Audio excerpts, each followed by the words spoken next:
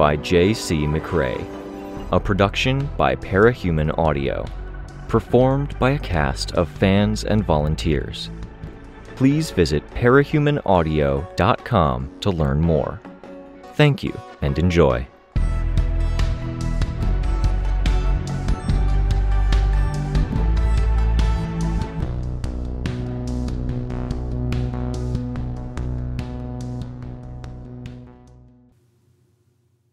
Arc 20, Last, Chapter 4. The lights shut off throughout the facility in the same moment Dragon booted up our eye implants. The implants rushed to process what they were seeing, throwing text at me with notifications, updates, tracking for key people and the Simorg's estimated location, scribbled out in gold digital script.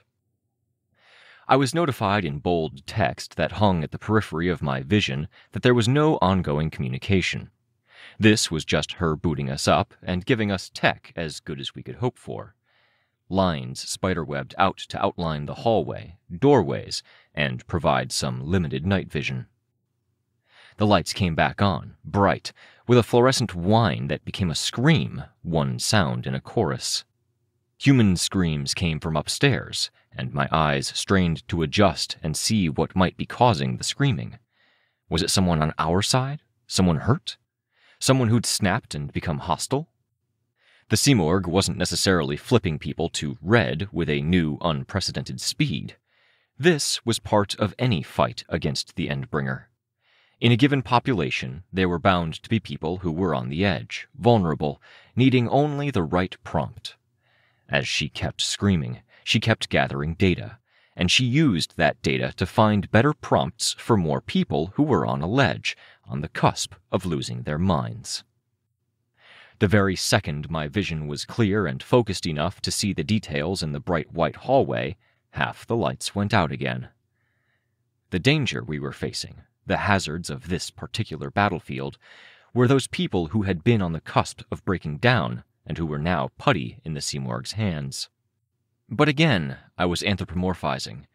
Yes, she had hands, but I was ascribing manipulation, will, and motives to the Simorg by thinking of it that way. "Anyone have updated numbers? Above a 7? Below a 5? I asked my team. "Nothing changed except I feel demoralized after that fight," Rein said. "We almost had her," Sveta said. "And she wants us to feel demoralized," I said.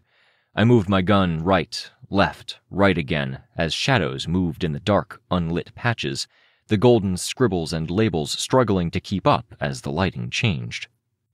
"If anything's making me feel like I'm going crazy," Sveta remarked, "it's you, Victoria." I looked down at her. "Where are you at?" she asked. 1 to 10. 8? I asked. "That's worrying," Byron said. 8 is good. I feel okay. Better than okay. "Didn't you say 6 earlier?" he asked. The lights went out, then came back on. In the time they'd been out, a person had moved into the center of the hallway. They wore a costume that was in the post-gold morning style, clothing mixed with costume, mostly red. The red was mottled with blood, to the extent I couldn't tell what was pattern and what was costume. "Open up," I thought. "Hatch me out." I floated to the side, placing the gun on the stairs before crouching on the underside of the gun. The woman looked at us with eyes that were red from corner to corner, 1,000-yard stare. I didn't recognize her. As she met my eyes, the screams in my head seemed to escalate until everything I was seeing seemed to vibrate. I glanced away, to break the effect, and she bolted into motion. I remained where I was, but the fragile one was ready, jumping forward to grab the woman by the wrists. The woman jerked, partway into a pounce down the extended set of stairs that acted as the backbone of the facility, her arms stuck behind her. She screamed, raw and full of rage. The scream joined the screaming in my head, and a noise that would have been bad enough to make me wince before became 100 times worse because of the context. "Calm down," Cryptid growled. "Is that you?" Sveta asked, looking at me. "Holding her?" The lights went out. The outlines that were drawn out in gold momentarily traced the fragile one, naked and many-armed, with a chest splayed open. Then, like the cameras in our eyes remembered that they weren't supposed to be capable of seeing the fragile one, they stopped tracing her. "Yeah," I said. "I don't know if you saw her in the night vision lens, but—" "I saw her," Sveta said. The woman screamed again. "Anyone have something to tie her up?" Rein asked. "I can," Byron said. He began drawing a constellation with dark blue motes around the woman. "Just have to be careful not to cut off circulation by making it too tight. Keep going up the stairs if you can. I'll follow behind."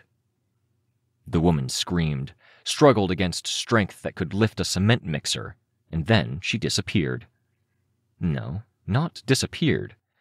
The camera, struggling to keep up with the changes in lighting and other screwy signals, started tracing her in golden lines that lagged behind her as she dramatically changed shape and size. She'd shrunk, from human-sized to barely 2 inches tall, slipping from the fragile one's grip. I felt her bump into the fragile one, unable to detect where the force field started or stopped. Then she closed in on our group. "Heads up!" I alerted the group. The woman was flying, 2 inches tall, and as she got close enough to Byron, she unveiled a red laser. The range wasn't much, 1 foot, but when she shot Byron, she cut through the armor at his forearm and penetrated flesh. "Ugh!" Cryptid lunged, jumping down the stairs in the dark, 1 foot on the railing, and punched her.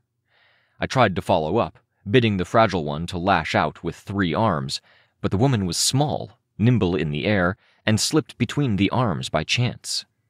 I saw 2 more flashes of the red lasers in the dark, but I couldn't have the fragile one act on them because I wasn't 100% sure where the lasers began and where they ended. Punching blindly at either terminus point made for a 50-50 chance I'd put a hole in cryptid instead. "Brace yourselves! Aura!" I raised my voice. I pushed out with my aura. It was a shot in the dark in more ways than the obvious one, that I couldn't see the murder pixie I was trying to slow down, but because I was reaching for feelings I'd never used before. Fear and awe was a dichotomy I'd come to understand early on. I'd hit my parents with it in sparring, and I'd seen the varied reactions in reality. I could choose what emotions I put out there now, but it wasn't as simple as choosing from a tidy little list. Just the opposite. I dug into memories and the rawest, deepest feelings I had. A moment of clarity midway through therapy at the hospital. Moments, my thoughts wandering at night, where I'd jolted awake with a realization.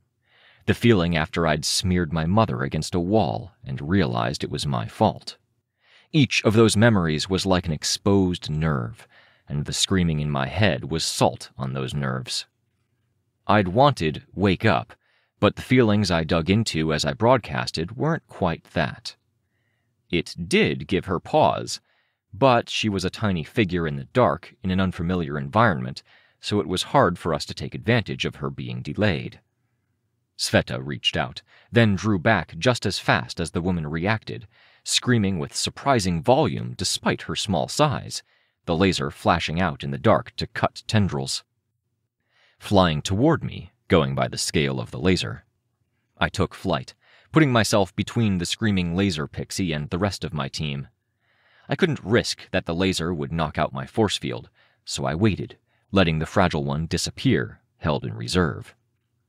A flash of red, a flash of pain, and I was the terminus of one end of the laser. I brought my force field back, twisted, and reached out, grabbing her around the upper body, her wrists held between 2 fingers. I twisted her body to one side, pointing her hands off to the side. She grew to full size, and I adjusted the force field to match. She screamed in my face. The laser was weaker, if anything, while she was larger. "You're bleeding," Rein said. I looked. Byron was holding one hand at his wrist, and blood was pouring out. Sveta reached out and bound the wound closed with her tendrils. Blood welled out from the gaps, and she tightened her grip.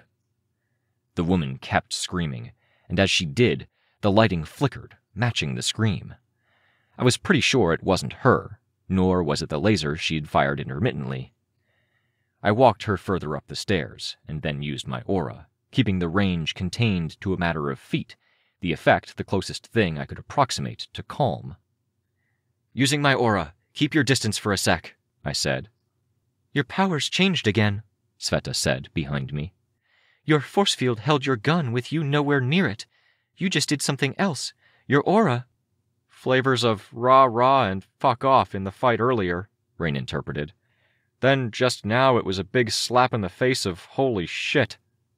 Courage, righteousness, and just now it was a feeling of realization. I hoped it would wake her up." The woman screamed, thrashing. The screaming played off of the other screams I heard, including some in the background. I could feel wetness at my neck, along with pain that throbbed with my heartbeat. I kept my grip on the woman with my force field and brought my hand to my neck. I'd been cut, and the flesh had parted, from collarbone to where my shoulder met my neck. The laser didn't cauterize what it hit. "Does it matter?" I asked. "It's a long explanation. Byron and I need medical care. Come on." "You said you're at an 8, Cryptid growled the words, his tone wary. "An 8 is good." "I asked for the reality check earlier," Rein said, "and I asked if anyone was above a 7 or below a 3, because feeling too good is a concern." "Fuck me, that's being used against me?" "Master Stranger protocols," Rein said, "at least until we get a good explanation." I grit my teeth. I had no idea how bad the bleeding was. I didn't like any part of this, and it just felt like the Simorg was scoring a win. But the protocols overrode any sentiment or logic. That was how they worked. Byron leaned hard into the railing by the set of stairs. There was more commotion upstairs, and we were only at the 3rd floor. "Byron needs help," I said, "and I don't know how bad this wound at my neck is. I don't think us getting moving hurts anything, and I think, if anything, we should stick to the orders. Dinah." "Come," Sveta said. "Let's go. Bring her, Victoria? Or should I?" "I can." "Come, and stay where we can keep an eye out." I was okay letting her take the lead for now. The force field grabbed the woman by the wrist, still holding her arms. I lifted her. She shrank to tiny size, and I shifted my grip, still holding her. She grew again, and I didn't lose my grip. Her screaming became a kind of screaming sobbing. Who was she, and how had she been this close to the edge that she was this badly off now? I held one hand to the wound, while the fragile one dragged the woman. "The labs will have first aid," Cryptid said. "But a detour," Sveta said. "The bleeding is bad," Rein said. "I vote for medical care." We made our way up the stairs to the next stage, where hallways branched off to the left and right. I saw Juliet and Chastity with Mapright from Advance Guard. They were dragging 2 people behind them.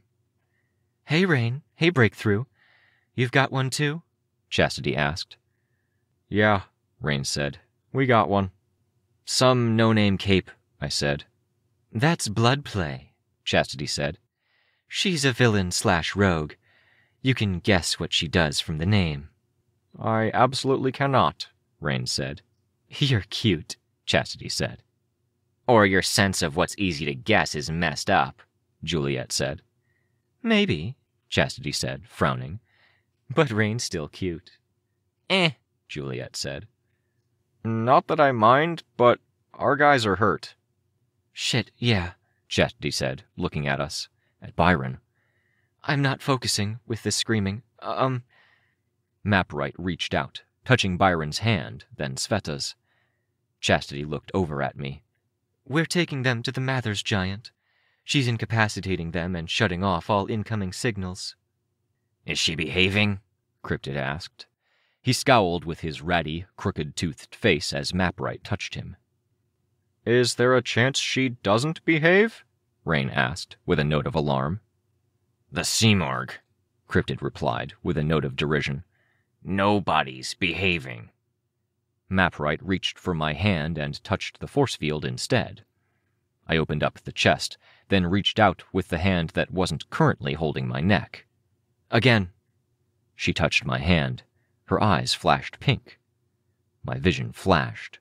My awareness of the facility expanded out, like I could see every wall, every floor, the damaged sections, the lighting. But when it came to what was actually in that space, it was something like a symbol, a sign with an arcane symbol on it that shouldn't have meant or implied something, but told me a fuller story than an exclamation point or word might. Mather's giant was parked up on the 7th floor, behind and beneath the stairs. The offices just beyond the area that had once had the booths of teachers' misinformation teams. "You made it sound like she in particular might be a problem," Rein said. "Anything in particular might be a problem," Chris retorted. "Enough, stop," I said, rubbing my eyelids against the orbs of my eyes. A bit of information overload. "We're getting slowed down. We need to go." "Can you take her?" Sveta asked the heartbroken girls, almost talking over me, asserting the leadership. "We have to hunt down medical care and track someone down for Dragon." "It's hard enough dragging 2 grown people," Juliet said. "We can," Chastity said. "Give me a second. I'll see if I can make this easier," I told them. I pulled away from the group and began saturating the captive villainess blood play with emotions. I pulled on scenes I'd seen recently. Obeying my mom, curling up against Dean.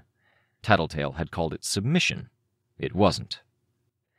You can infuse someone with raw fear, and depending on the person, they might quiver and quake, or they can lash out in violence. I can give blood play acceptance. She bent her head down, twisting and pulling against the hands that restrained her. And if it works, she'll be willing to work with us. She raised her head, eyes as wide as they could go, kicked her legs, and screamed with renewed rage.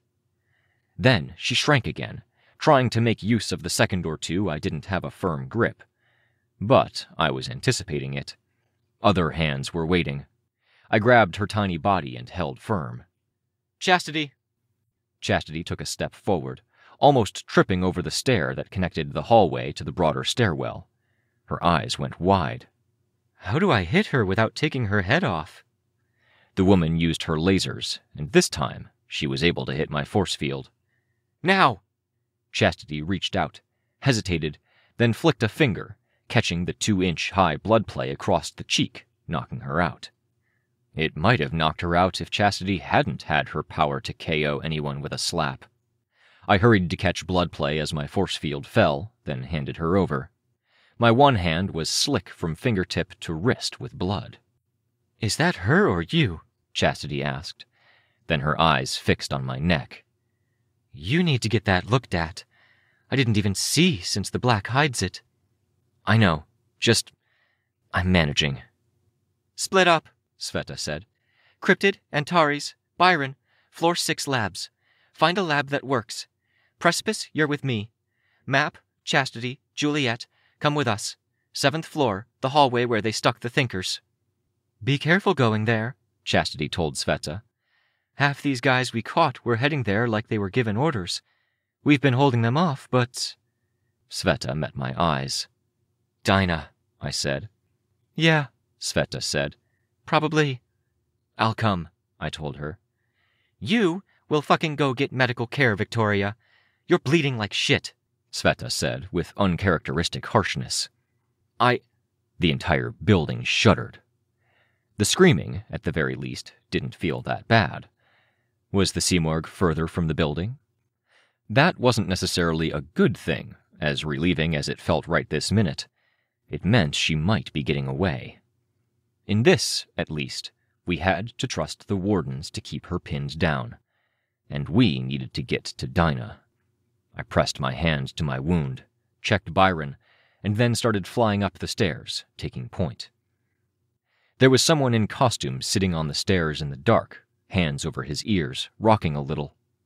I landed next to him while I waited for others, checking him over, but he barely seemed to recognize I was there. The hallways, I checked both, and both were lit. There was one dead body in the hallway, either a Red by Defiance system or a victim of a Red, but no apparent threats. I used my aura, reaching out for calm and relief and pushing it out there. In a way, I was glad that I could. The process of connecting to the fragile one and her origins, realizing she wasn't the enemy and letting her connect to me, it had opened doors both for the shaping of my force field and for my emotion control. It felt right that the emotion control was letting me help and soothe now. The cape stopped rocking and looked up at me. "Is there—" I started. He removed the hands from his ears. "Is there a place you can go?" "My team's fighting." "The fighting seems to be worse near the front of the building. If you head that way," I indicated past the stairs, "you can go find a spot to wait or help others, or the screaming shouldn't be as bad." He got to his feet, and I gave him a hand. Then he jogged off, hand resting on the back of his neck, like he wanted to keep it close to his ears to try and fail to shut off the screaming. "He dies," the noise of the environment rasped. The thought that crossed my mind was of Dean, of him next to me at an event I couldn't remember the particulars of, whispering so it was just him and me. Even though the sounds I'd just heard were nothing like Dean's voice, my memory of the two words now felt like it had sounded like him, and they felt irrevocably tied to that memory of Dean. A chill ran up my back, the sensations reminding me that some of the bleeding extended down my back. I turned, watching over the group as they made their approach. Sveta let go of Byron's arm, and her grip had been firm enough that the gouge that extended from one corner of his wrist to his elbow didn't open up again in the time it took me to assert my grip with 4 different force field hands. "I might be a few points lower than I was just saying," I said. "Put me down at a 6, maybe a 5. "You can't just change it to get better treatment," Cryptid growled. "You just said you were a 9 minutes ago. Now you're downgrading it because we're being careful around you. You can't be that happy around the fucking Seamorg without it being for bad reasons." I glanced at Sveta, and Sveta nodded once. "That's not what I'm doing. I'm rating myself high as far as... I had a breakthrough and that feels good, but she is getting to me." "Good feelings are bad, and so is her getting to you," Cryptid told me. "Just... never mind," I said. "Worst of both worlds." "Shut up, Chris," Sveta said. Her body was agitated in how it moved, a lattice of ribbons with many gaps at her arms, some gaps at her neck. "Be safe. We'll get Dinah and come back your way, or you come find us." I nodded. "Tattletale and the kids are up there near her. It's where they stowed the thinkers," Chastity said. "Go," I said. "Byron's in charge," she said. Byron looked unsteady on his feet, but I nodded. Sveta went, without any further statements or questions.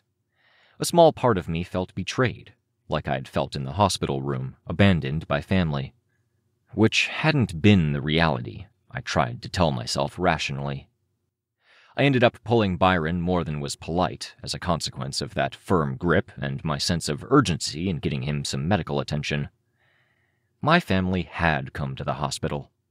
They could have come for a visit every day, and I still would have felt abandoned. Sure, they could have handled it better, but it was a me thing as much as it was a them thing. With MapRight's power informing me of room layouts, I found a lab, checked it was empty, and then opened the door, bringing Byron in behind me. Cryptid practically squeezed past Byron in his eagerness to get to the nearest computer chair, hurling an oversized Ratman body into the seat, pulling himself over and booting up. "Do you have anything?" Byron asked Cryptid. "Injections for fast healing?" "No, I might need them." Byron seemed like he was going to say something, then fell silent. "How are you managing?" I asked him.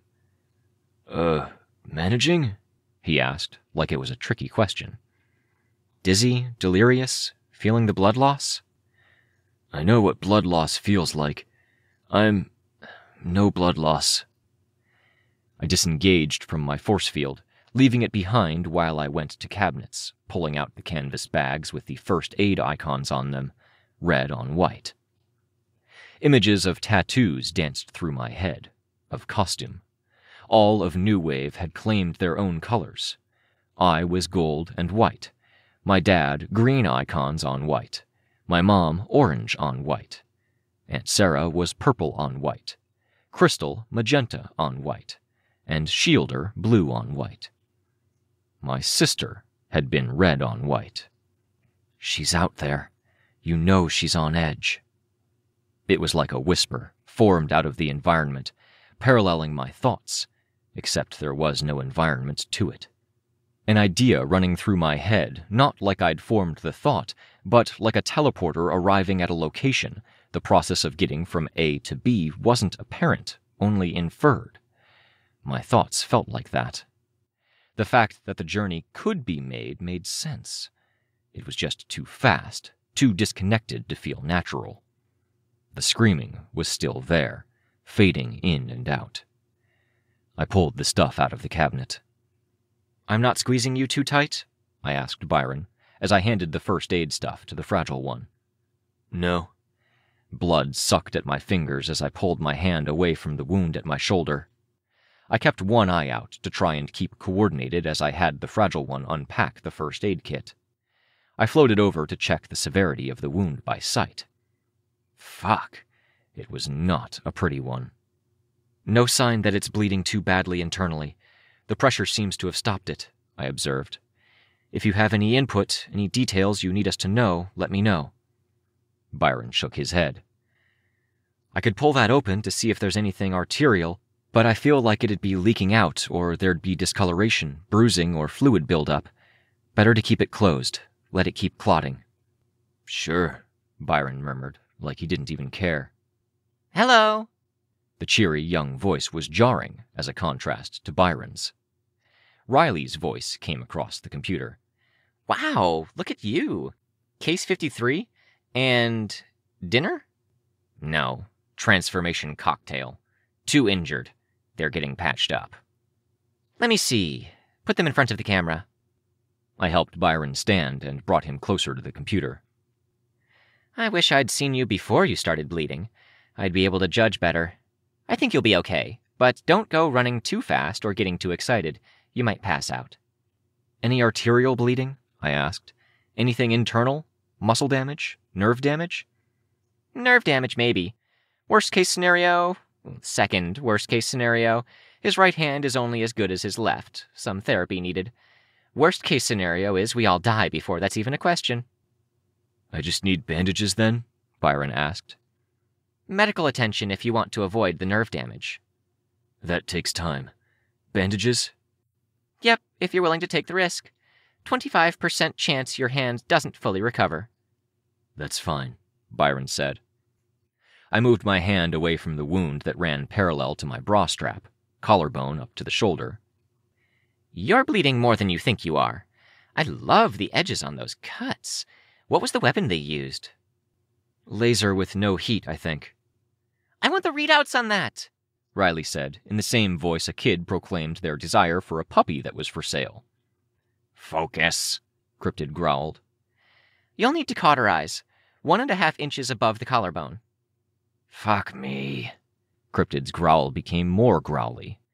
He rose from his seat, grabbing part of his kit, and, if his feet weren't stretched out rat feet, then he would have been stomping my way. As it was a stalk, quick and lungy. He reached for me and I flew back. No force field while it was holding Byron's arm.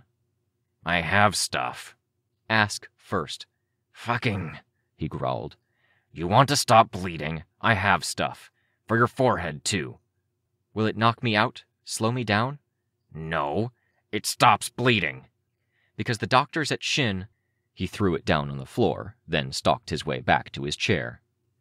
"You talk about the importance of being wary, Cryptid, but the moment we're wary around you, for good reason, you get pissy." "It's there if you want it. Smear it on," he said, before slumping down in front of the computer, his body too big for the station or the monitor's height. He spoke to the screen. "Can we get to work? What are we doing?" "We're using some inspiration from Rattenfanger, a villain I had a run in back in the day. Sound as a vector for biological response. It transmits quickly. It'll get the coverage we need." I turned my full attention to Byron, who was applying bandage. I had my force field gradually release its hold on his arm while he wrapped it. He knew what he was doing. The discussion continued in the background. I applied the cream to the part of the wound Riley had indicated, then to my forehead and scalp, before doing what I could to staunch the flow. Blood trickled down my chest to my stomach, down my side, and down my arm. The hand that had been keeping pressure on the wound had blood running down the length of it to my elbow, making the sleeve stick to the joint. "Talk to me," I told Byron. "I feel like a 2 right now," he said. "Okay," I said, staying calm despite the alarm. "What can I do? I've got emotions on tap. I can listen, give you perspective, restrain you." "This," he said, pausing in the bandaging process to indicate his arm, "makes me think of Tristan." "A lot of tricky thoughts right now. Some of it's her." "I know," he said. "I know what you meant earlier, when you said you felt like a 9 or 10 for other reasons, but when it came to her, you felt like a 4. I don't feel like a 9 or a 10. "Yeah," I said, quiet. "And that's nothing to do with her. The lighting, the spots in my vision, it makes me think it's his power every time. Like he's back, and my hopes get up every time.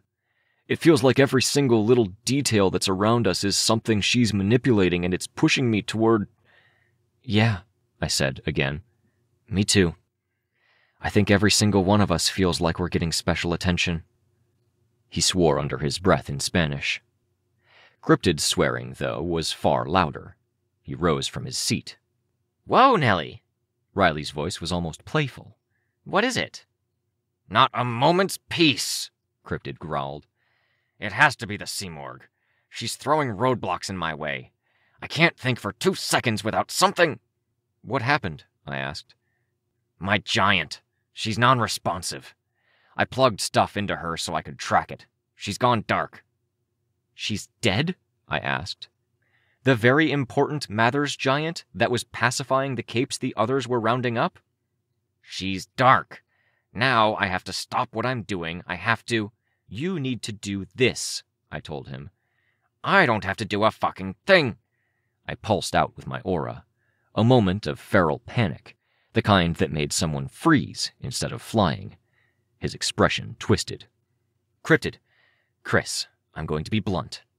Do this. There's 0 other choice. I'll go to the giant." "I'm not going to—" He started, but he stopped himself this time, without needing intervention.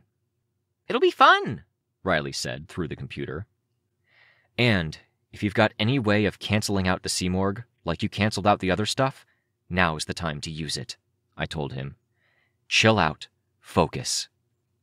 He withdrew a syringe from his pocket and stared down at it. "You said you had it for emergencies, unless you'd rather I stab your giant." "No," he said. He pressed it to his neck and injected it. With his other paw, he grabbed another syringe and threw it to me. "Inject her. It should reboot things." "Yeah," I said. "Look after Byron?" He nodded, silent. Already the black feathers were growing in. "Trusting you," I told him. "Yeah," he said, his voice reedy, thin. I left the room, grabbing bandages to press to my neck, along with the coagulant cream, or whatever it was. I flew, Maprite's power directing me to my destination, to the space behind the stairs where Teacher had kept his propaganda teams, where the Mathers giant was, and all of the capes that had been taken out of action and kept that way by her power. The Simorg was there, silent, not screaming, wings and arms wrapped around the giant.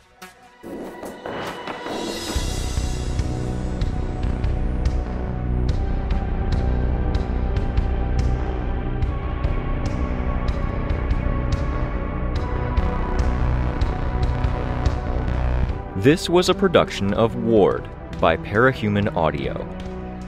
Ward and the Parahuman stories are written and owned by J.C. McCrae.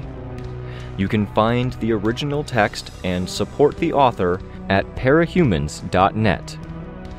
For more of the Ward audiobook, as well as other community works, please visit parahumanaudio.com.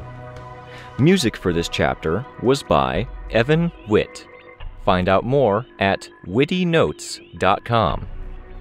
Narration and editing by Robert Rein Ramsay. Find more of their work at our website. Thank you for listening.